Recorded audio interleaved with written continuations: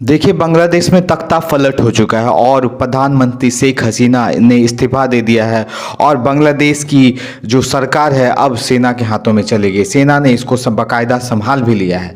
देखिए, बांग्लादेश में शेख हसीना वहाँ से अब रुखसत भी हो चुकी है और वहाँ से रुखसत होकर वो दिल्ली में आई है और दिल्ली से खबर ये है कि वो लंदन की तरफ रुख कर जाएगी। लेकिन ये विद्रोह क्यों हुआ और क्यों ये विद्रोही जो है प्रधानमंत्री आवास तक पहुंचे हैं और इस तरह की तमाम चीज़ें आपको बांग्लादेश में इस तरह देखने को मिल रही है। चलिए हम इस वीडियो में आपको विस्तार से बताते हैं। दरअसल बांग्लादेश में आरक्षण को लेकर लोग सड़कों पे थे, लगातार इसके लिए विद्रोह किया जा रहा था। पहले ये छोटे छोटे प्रांतों में इसका विद्रोह का उद्गम हुआ, उसके बाद पूरे देश में ये फैल गया और ये अब स्थिति ये है कि बांग्लादेश की सरकार ही निरस्त हो चुकी है।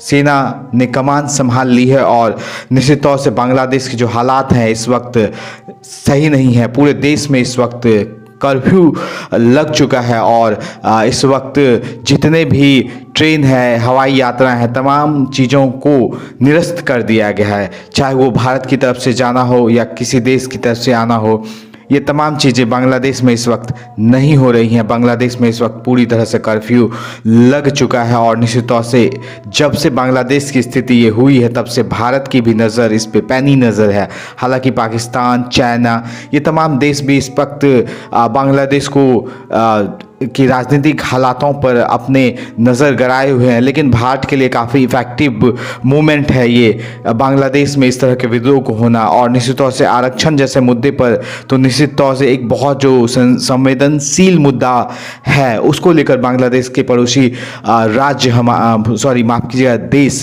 में इस वक्त विद्रोह हुआ और बांग्लादेश में पूरी सत्ता ही उखड़ गई, तख्ता पलट हो गया।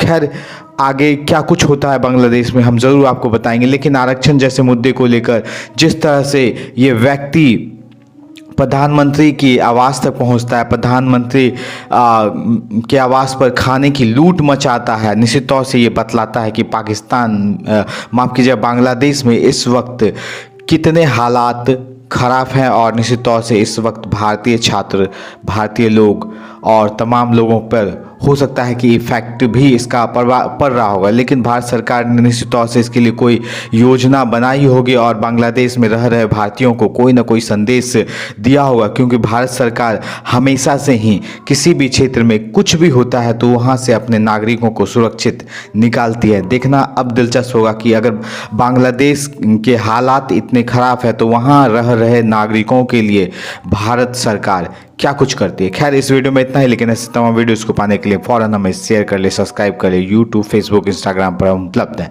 तथा हमारे तमाम सोशल मीडिया लिंक्स को अपने दोस्तों, रिश्तेदारों, परिचितों को भी शेयर कीजिए, साझा कीजिए। मजबूत बनाइए हमें। देखते रहिए कटिहार लाइव।